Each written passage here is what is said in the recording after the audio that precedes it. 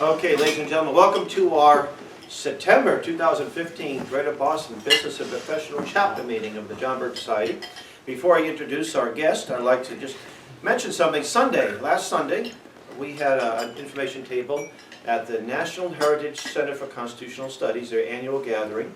And our own beloved Bill McNally got the Constitution Award as a man in New Hampshire that did the most to save and preserve the U.S. Constitution. All right.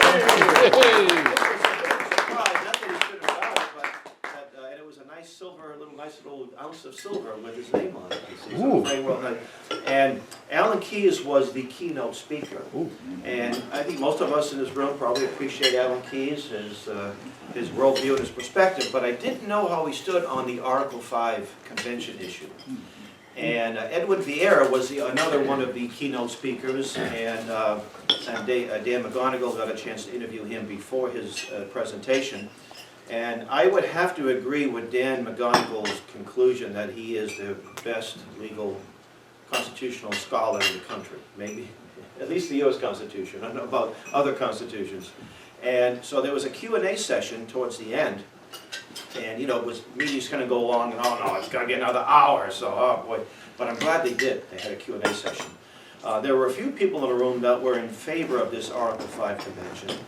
And I tell you, between Edward and Alan Keyes, they really did an incredible job. And I was very delighted that Alan Keyes came out strongly opposing them. And we got it all on video too, so it'd be interesting. So anyway, back in August, a friend of mine in Milton has invited me to this men's breakfast in the Union Club in downtown Boston. For the longest time, I said, I got to get to one of these meetings, and I did.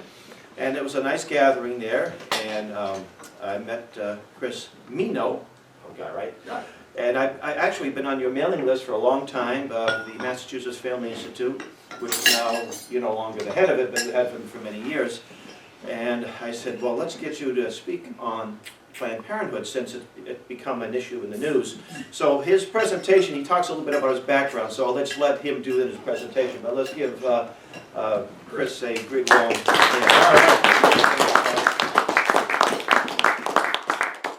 Pleasure to be among friends, be able to speak one's heart. Anyway, it's always good for a war story, right? So we'll see how this puppy works. There's the world's greatest fighter pilot right there. When we were very, very young, fresh out of the Air Force. Around here.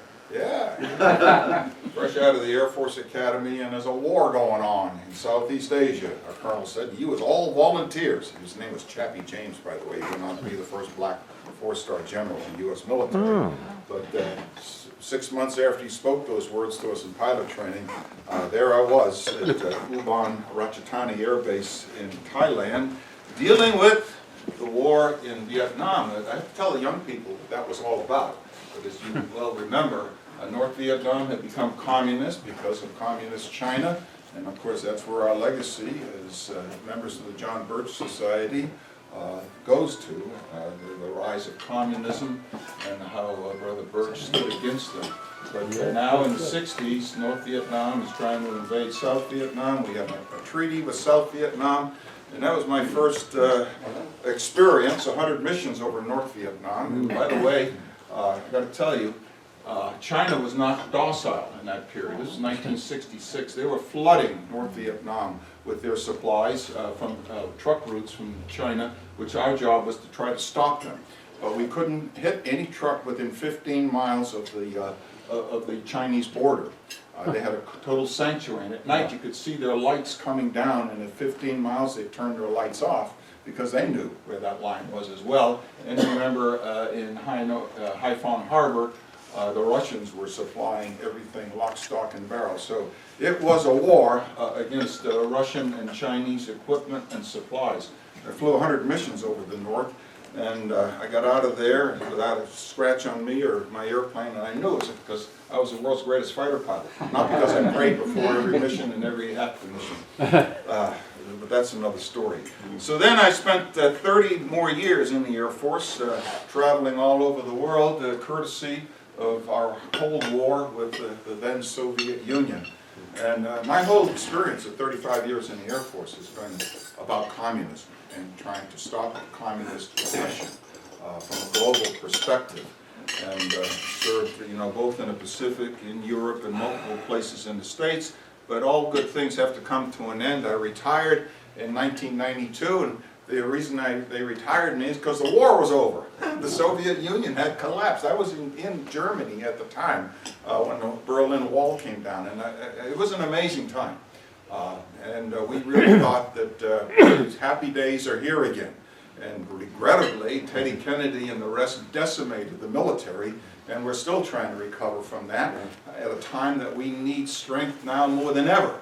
Because I'll tell you, China is not sitting still, as we all well know. Russia's not sitting still. In fact, they've just invited themselves into Syria, courtesy of the current administration and their policies. But I digress. At any rate, I've always felt a call to ministry. For a lot of reasons. God saved my life a number of times, and so I came back to our hometown of North Reading. I traveled the furthest to get here today, and I went to Gordon Conwell Seminary up in Hamilton, and I thought I was going to be a pastor, but then the battle for marriage started in Massachusetts, and I was asked to take over the leadership of the Massachusetts Family Institute. So I'm going to be shameless and tell you about the Institute before I really get to what Hal wanted me to talk about. But we're very much involved in a number of issues. But who the heck is the Massachusetts Family Institute? Well, we're a nonprofit public policy organization. And we're dedicated to strengthening the family and the Judeo-Christian values upon which the family used to be based in this country and should be based in this country, and so that's what we stand for. And in Massachusetts, let me tell you, I wear a flak vest most of the time. Anyway, we're not alone. We have a nationwide partnership under the aegis covering a focus on the family. Many of you, I think, are aware of their work in Colorado Springs. They've been around for about 40 years. Dr. James Dobson founded the organization, and under his leadership, a sister organization was formed to fight the political front, Citizen Link. And so we're linked inexorably to those two great organizations through a national network. There are 40 states that have similar, what we call family policy councils. In fact, in New Hampshire, it's Cornerstone. Policy Research is our partner in New Hampshire. So 40 states have organizations like the Mass Family Institute, and again, it's not just with Citizen Link and Focus, but we have the Family Research Council, Tony Perkins, who's on Fox News almost daily, in Washington, D.C. That's our main lobbying arm on the national scene. And then we have our version of the ACLU with Alliance Defending Freedom, headquartered in Scottsdale, Arizona, that takes on a number of the religious liberty cases and such. And so what they do on a national scene, we try to do on the local scene on state issues. So that's kind of who we are. And what are the issues? Well, first of all, we stand for the sanctity of human life, from conception, that's when life begins, folks, to natural death. And no exceptions. Conception. No conceptions, right? Pardon? No conceptions? No exception. No exceptions. No exceptions. There we go. I like that. I like that. There's no exceptions. Absolutely. And right now we are in a real battle on, I'm going to get into it, on the sanctity of life. But here in Massachusetts, as on the national scene, it has local repercussions. But we are right now again trying to stop an assisted suicide law from being passed. We had a referendum on the ballot, as you recall, 2 years ago. We won that one by the skin of our teeth, 51 to 49. But they're right back again, trying to pass it again legislatively. So that's one of our key issues right now in the State House. We stand for natural marriage, real marriage between a man and a woman. That's the way God designed it, and all societies, whether they know God or not, believe in marriage between a man and a woman until this recent phenomena. And let me tell you something, the reason that we are in big trouble, we're discussing at our table, we, in the last 40, 50 years, we have pushed God and Christianity out of our culture. We said, we don't want you in the schools, we don't want you in government, we don't want you in industry, we don't want you in the media. Well, you get what you deserve at that point. And in this, those of you who are Bible scholars, you know the first chapter of Romans says that when God is pushed out, sexual perversion comes in. And that's what we're seeing a renaissance of today. Now, our organization led the fight for marriage. That's how I got drafted into this fight back in 2003 when the Supreme Court, by one judge, decided to redefine marriage for the rest of us, and regrettably now for the whole nation has caught this cancer. But we collected the greatest number of signatures in the history of the state, 170,000 signatures for a constitutional amendment. But regrettably in Massachusetts you can get the signatures, but you still have to go through the legislature. And even in California, if you get the signatures, you're on the ballot. But no, not in Massachusetts. You have to go through the legislatures 2 separate sessions in a row. It's a 5-year process. And we won the first vote, but regrettably we lost the second vote in 2007, and the rest is sad history from that point on. But nonetheless, we stand for what is right and true, and we all do. And we need to be a voice. Sometimes the media says I'm a voice crying in the wilderness. I said, so be it, because someday the pendulum's going to come back, and they need to know what to come back to, and that's why we're here. Amen? Fight the good fight. Human sexuality. Oh my goodness. Right, and that takes a big gamut from sex education in the public schools. Planned Parenthood runs sex education in public schools. And so what kind of sex are they teaching? Free sex, because as soon as you get pregnant, come to our centers and we'll take care of you. It's big business. But this sad individual, of course, is a transgendered male to female that was arrested in Boston a couple of years ago for trying to live in a women's shelter. And the ACLU got on his side and won the lawsuit. His rights were deprived, and the city of Boston had to pay like $200,000 settlement with this individual. But the reason I bring it up, a key thing, and by the way, I forgot shamelessly, I brought some literature with me. There's a folder there on who MFI is, and then there's a good flyer on what we call the bathroom bill. It's the so-called transgender rights bill. After we lost the marriage amendment in 2007, the gay community said, our new frontier is transgender rights. That was 2007, and we've been fighting it every year in the State House ever since. And by rights, they mean that every bathroom, every locker room, every shower facility, including from kindergarten to 12th grade, is open up to whatever gender wants to use them.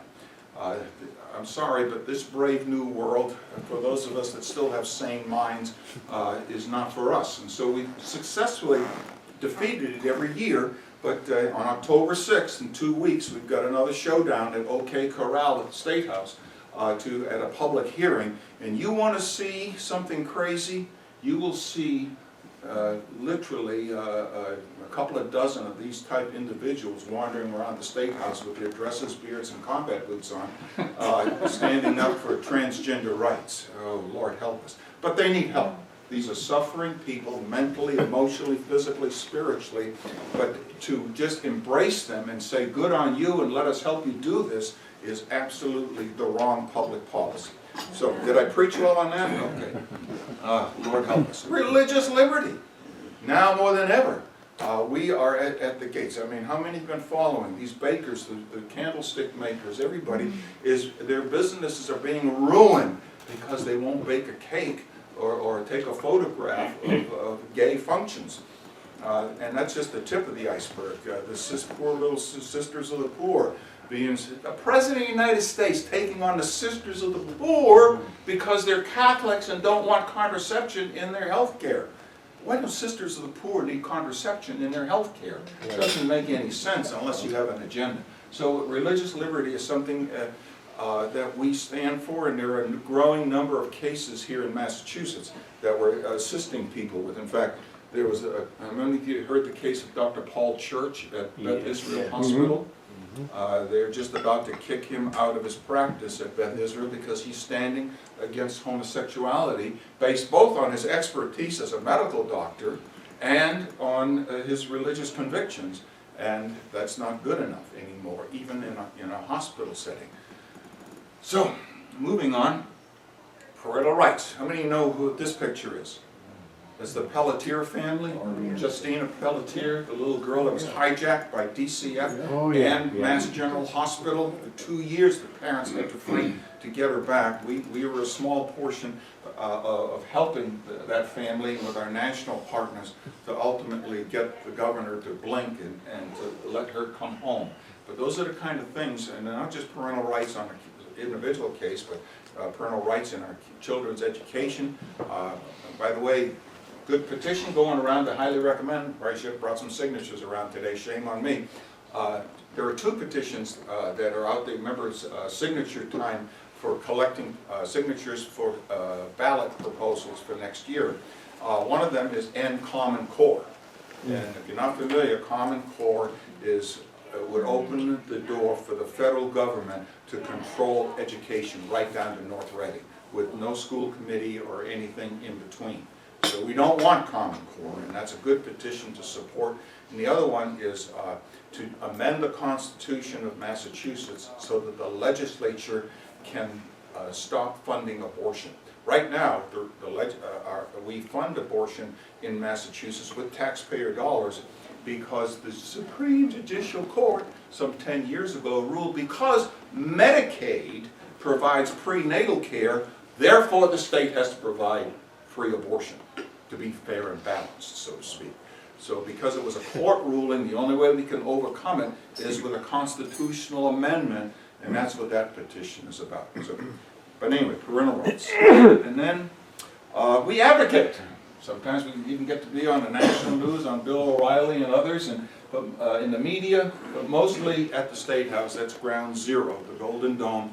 And sad to say, we're mostly like Marines at the Incheon Reservoir in a holding action until Pusan Peninsula, until MacArthur can do the Incheon landing in the Korean War. We're fighting the bad stuff and trying to hold the line with the State House because, I mean, we're outnumbered 80% of the legislature. We know what camp they're in and who the leadership is. So any bill we introduce never sees the light of day. But we do successfully fight the bad stuff because we mobilize people to call their legislators and put the heat on. And if there's enough heat put on, they won't pass it. That's the way we've fought the transgender bill, assisted suicide, a number of others. So advocacy is a big portion of our work. And then we do research. A great report, if you're interested, is the impact of fatherlessness, of children being raised in homes without fathers. Over half the children in Massachusetts live in homes without fathers, and the economic costs and the social costs are horrific. Over $1 billion a year we have to pay to subsidize the loss of fathers just in the Commonwealth. We, of course, do circulate educational material, and we have an annual banquet. I have no pride at all, but everybody knows who Alan West is, oh, yeah. A real champion of what we believe in, and he's going to be our speaker in 2 weeks on October 16th at the Newton Marriott. Again, a flyer's there. If you'd like to meet Brother West, please come. October 16th at the Newton Marriott. So, I think, Hal, you wanted me to talk about what's going on with Planned Parenthood and the sanctity of life issues. So let's take a look at that. It's a cute little picture, but read the script. I was just a blob of cells until Planned Parenthood discovered I had marketable parts. Yes. Yep. And this is right out of Auschwitz and Dr. Mengele. And it's not new. This has been going on since day one. Abortion started in 1972, and Planned Parenthood opened up for business. They're the main abortion provider in America. 55 million babies, and these are documented. They have to report how many babies they abort. Now, they only do 1/3 of the abortions nationwide, but they're the biggest abortion machine. The other 2/3 are individual Dr. Mengeles that are operating. But 55 innocent children have been slaughtered in the womb since Roe v. Wade. And Planned Parenthood does 1/3 of them. And Planned Parenthood is funded $550 million, it's almost over $500 million a year of taxpayer money. And they say, well, we don't do abortions with that money. Yeah. Are you kidding me? They get the money, right? Fudge. All right, so let's take a look at what's going on here. And what's really blown the whistle, like I said, this is nothing new, the selling of baby parts, but a wonderful little organization called the Center for Medical Progress, which is a cover place, actually. I know the people that organized this. I know a multimillionaire who's funding this. He's a personal friend of mine from Massachusetts, believe it or not. Wow. And it's a great, great operation. As you know, they've released 10 videos. There's more to come. They're really bleeding these out, you know, every couple of weeks, a new one. And each one is more graphic than the last. And of course, what's depicted here, it's Operation Human Capital. And depicted here is a FedEx box leaking blood, because that's how they ship these baby parts around the country. Unbelievable. And of course the heart is the videos. A lot of them started off with these dinner videos, inviting them out to a free lunch, the Planned Parenthood operators, wine and Caesar salad and so on, and with a little thing right here taping the conversation.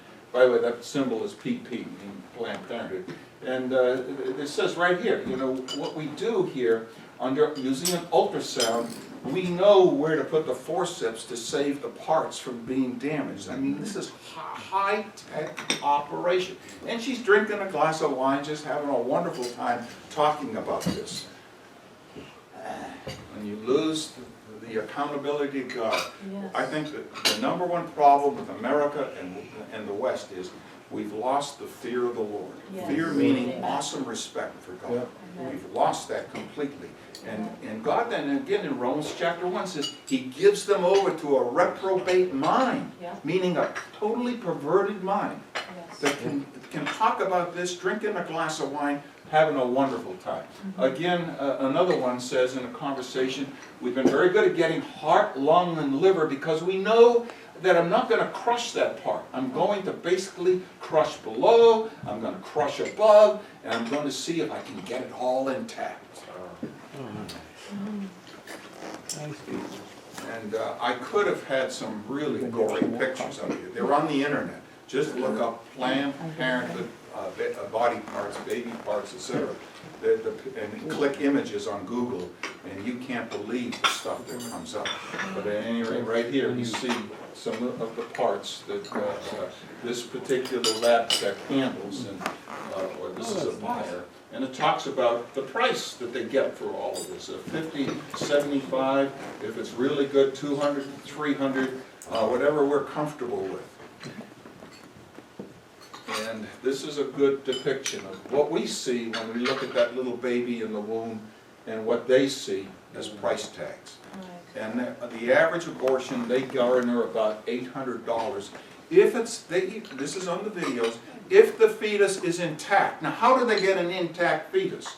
Without either doing a partial birth abortion, which is illegal, or the baby's born alive and then left there to die, which, by the way, President Obama totally supports of that being allowed.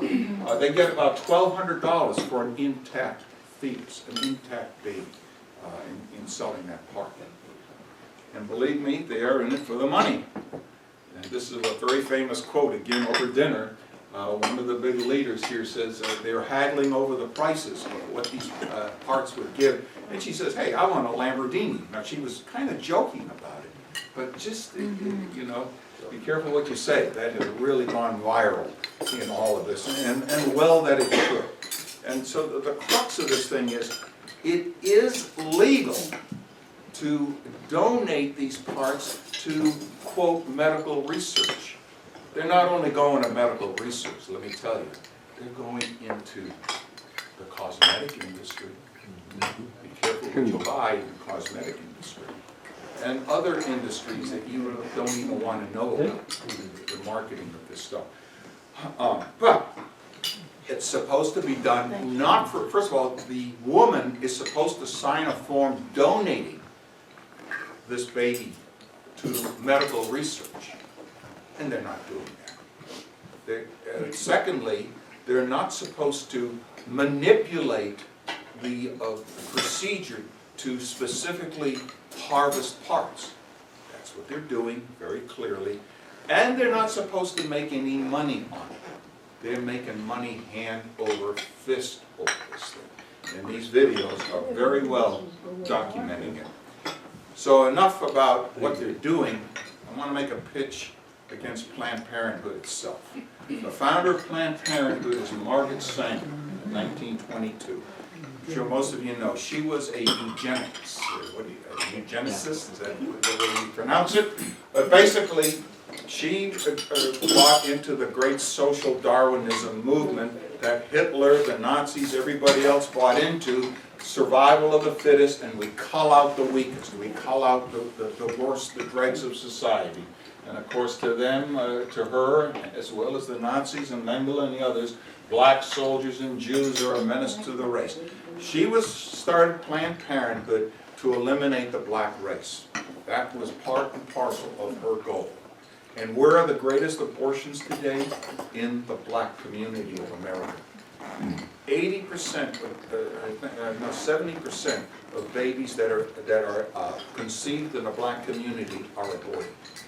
There is black genocide going on, and it's Planned Parenthood that's the author of this. And then And yet this AACP woman with- is regaled in the Smithsonian as an American role model. Thank God there's some black pastors now that have petitioned the Smithsonian to take her statue out. Wasn't Bill Gates one of the starters of that? I don't know, but Gates is a big funder of it, there's no doubt about that. Now, I just want a couple other clips on the subject. You know, they talk about, well, we have to have Planned Parenthood because women have no other choice for sexual health care. Are you kidding me? No. There's 13,500 health care centers around the nation providing all the health care that women need, including a lot of them abortions, regrettably, compared to 600 Planned Parenthood clinics. That's a joke and a lie. And here in Massachusetts, you see the same number of the health care clinics that provide the same, quote, services that Planned Parenthood did. Why do we have to fund these jokers, these Mengeles? And then the argument, they provide mammograms. They do not provide mammograms. These are all the licensed mammograms in centers in America, over 8,000 of them. Planned Parenthood does not have a single licensed mammogram capability anywhere in their centers. They give referrals for mammograms. He's got a good grasp. And then finally, just a reminder, I'll read it. We live in a society where if you refuse to bake a cake for a same-sex marriage, the government will destroy you. But if you sell dead baby parts in Planned Parenthood, the government will fund you. And of course, we're in a big showdown right now in Washington, and I wonder what Mr. Boehner's enunciation, you all heard that he is resigning. So I don't know how that's going to play out on stopping the funding of Planned Parenthood on the budget bill. But that's where the fight is right now. By the way, those of you from New Hampshire, I don't know what's going on with Kelly Aon. She is off the reservation on this thing, and I'm very disappointed. That's what I told him. Yeah. Anyway, I want to go to a fellow John Bircher, and that is Dietrich Bonhoeffer. As many of you know, was one of the faithful pastors in Germany who took on Hitler, was involved in the plot to assassinate Hitler because he felt that action had to be taken. And of course, Bonhoeffer paid with his life. Hitler had him executed about 2 weeks before the end of the war. But basically he wrote, silence in the face of evil itself is evil. God will not hold us guiltless. Not to speak is to speak, and not to act is to act. We need to speak and act now more than ever. And I know I'm preaching to the choir here, I just want to remind you.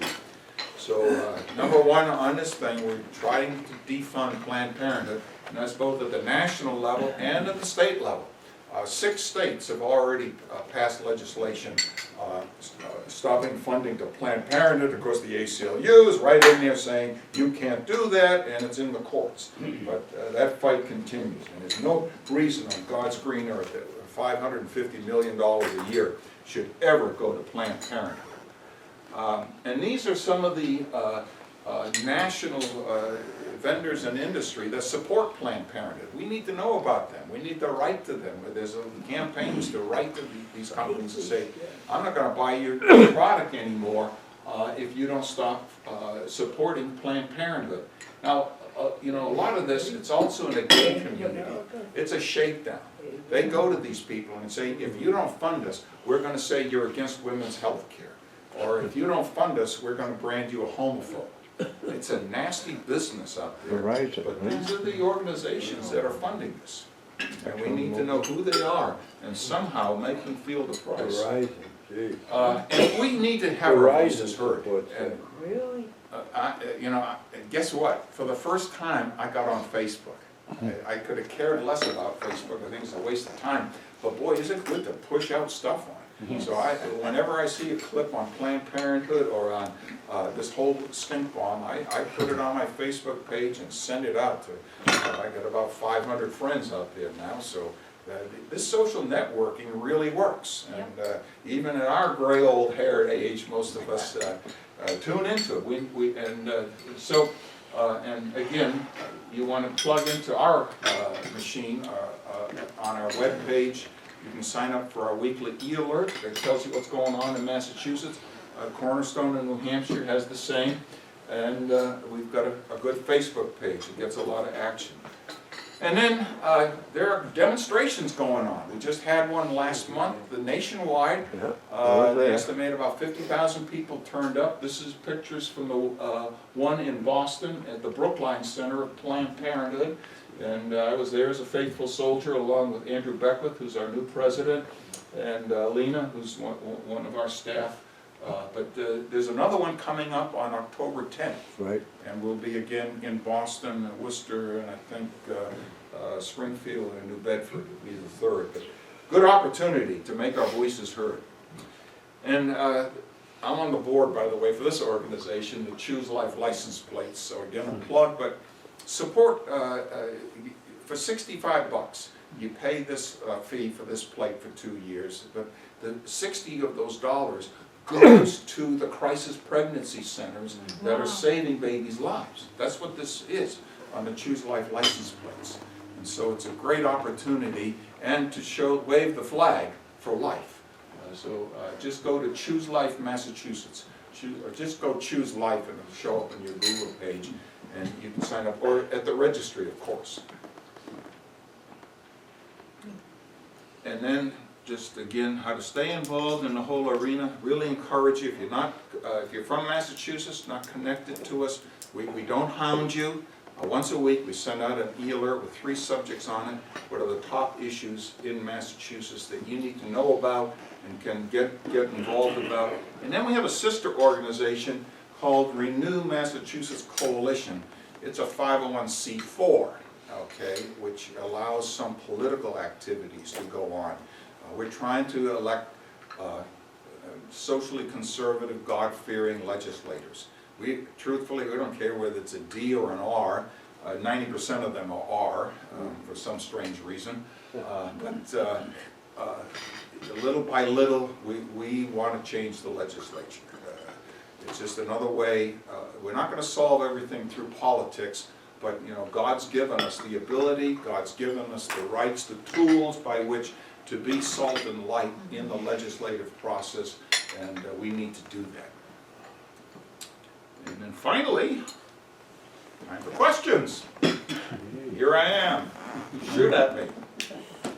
No, it's a real. Kris, do you ever interact with Massachusetts Citizens for Life? Yes. I'm a member. Very good.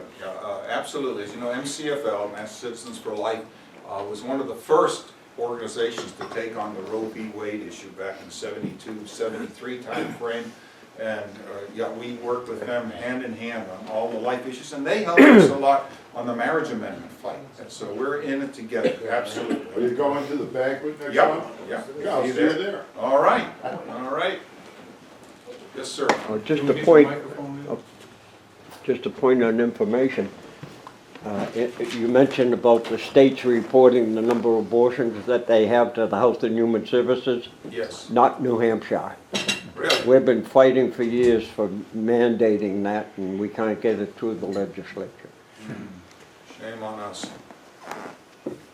Yes, ma'am. Can I ask what the process is once you get the petitions in for the defunding?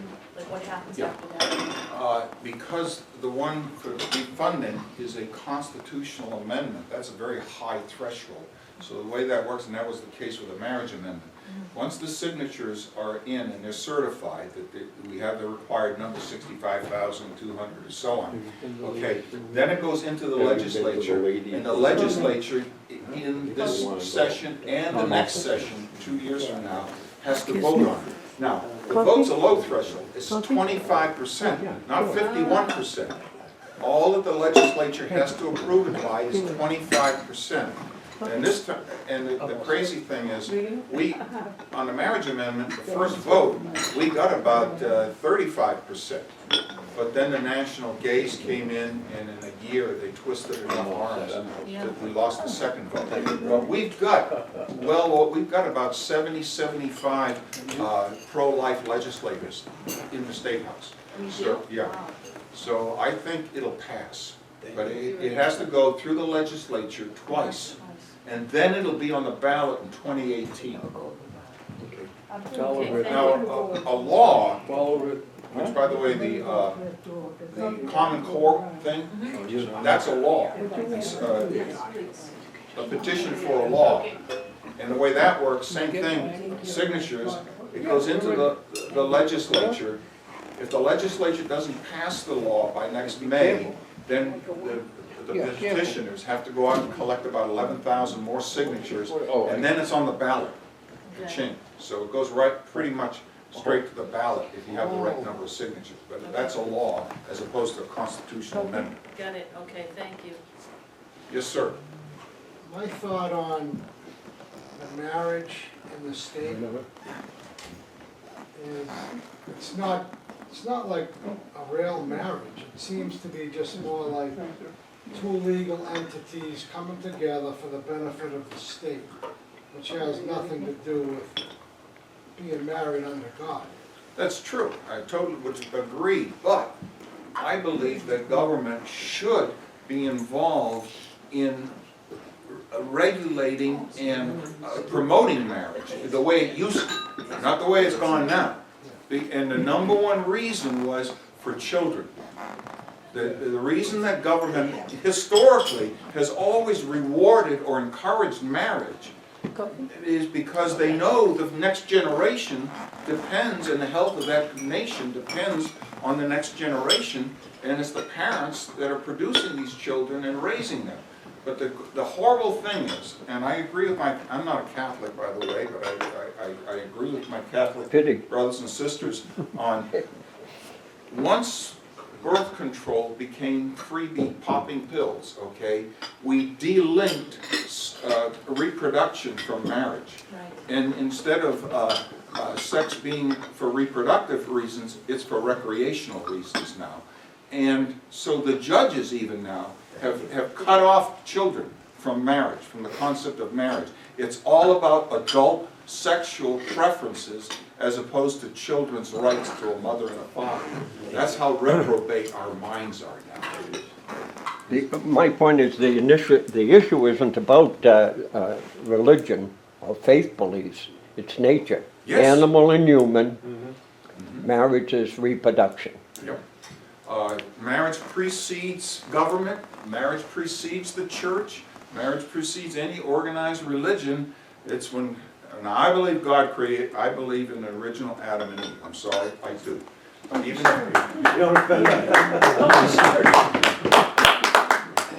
but even if not, every primitive culture on earth, when they were dragging cave women by their hair, you know, it was between a man and a woman. Even, you know, Greece, in the times of Aristotle and Plato, they commended homosexuality. Some of half the philosophers were homosexuals, but they never condoned same-sex marriage. Marriage was only between a man and a woman to have children. Yes. Well, now to talk about marriage, the next thing they say down the road on the slippery slope, someone's going to want to marry his dog or this or that. Well, I guarantee you within 3 years, polygamy will be legalized. Absolutely. Polyamory, which is group marriage. 3 guys and 3 gals living in a house, just having a wonderful marriage. Are you kidding me? But you're right. And oh, by the way, one of the big advocates of same-sex marriage and of this transgender rights bathroom bill is Byron Rushing, okay, a black legislator from Roxbury. And Byron Rushing every year files a bill to repeal bestiality. Well, one of the first sponsors in the Massachusetts legislature to legalize bestiality was Governor Dukakis when he was a legislator. That's right. And and the one that gave him that bill was the guy, Bill so-and-so, that was pushing, Bill Baird. Bill Baird. Oh, And yeah. he- That's and- right. and We're gonna wrap it up in a Governor minute. I have Dukakis, one as a purpose. legislature, filed that to make it legally bestiality. Last question. Is Bill Gates, are they funding, Yes. Planned Parenthood? Yeah, Microsoft is a big supporter of Planned Parenthood. And And are the they, Bill Gates Foundation. are they supposed to be Catholic, or the wife is? Who knows? Hey, look, I love the Catholic Church, I love Catholics, but most Catholics in America are cafeteria Catholics. You're right, you're right, you're right. Talking about Catholics, and we said that the fundamental natural purpose of marriage is reproduction, okay? Yep, Pope Paul VI came out with his Humanae Vitae equating reproduction with lovemaking. What? Yeah, he equated sexual union with, read Humanae Vitae, Yeah. right? You're aware of that, right? I wasn't very, I was. He equated the love between the couples with the purpose for marriage. There are two purposes of marriage, reproduction and love. It's like the Supreme Court Kennedy case we just had. Yeah, well, Kennedy just went for the love aspect. He forgot the reproduction aspect. Yeah, you're right. Huh? All right, well, Okay. okay, thank you so Well, much. thank you. A couple things before we close. Many years ago, I read a book called The Grand Illusions by George Grant. An excellent book on Planned Parenthood, the history of Planned Parenthood. And I remember seeing in the book where Planned Parenthood was pushing the homosexual agenda. Why? To limit population. And at a trip I made to Provincetown with my wife, I noticed that the high school has closed down in 2010. Yes. That is your perfect, sustainable, UN-based community. And guess what? Provincetown's a green community, you see. So it's a dying town. They have to recruit in order to keep the population there. So the other thing is, I was getting one of my children's birth certificates at they were born in Newton, at the Newton Wellesley. So I go to Newton Town Hall, and they had the law on marriage. This was about 7 or 8 years ago. But I went on the website just yesterday to see what differences were. Did you know, if you're a man, you cannot marry? It's chapter 207, paragraph 1. You can't marry your stepmother. You can't marry your mother. You can't marry your niece, your cousin, your grandmother, and so forth. This is providing your spouse is dead, you know, your widow or their widows or widowers. So I sent an email to my state rep and asked him, can you marry your brother? And can you marry your uncle? And I haven't heard back yet. Actually, it's Mike Rush, who I think is moderately Rush conservative. is a good guy. But I'm just waiting. I mean, it's how ludicrous this is, right? And there was this notion that we Yankees, you know, we're so much superior to our southern brethren who like to marry their first cousins. Well, did you know that people from outside of this region used to come to Massachusetts because you can marry your first cousin? Wow, that's true. And they had to pass a law, I think it was 1915. They passed a law with that time frame that if the marriage was not legal in your state, they would not perform that service. But our friends at the militant homosexual community got that law repealed. Oh, yeah.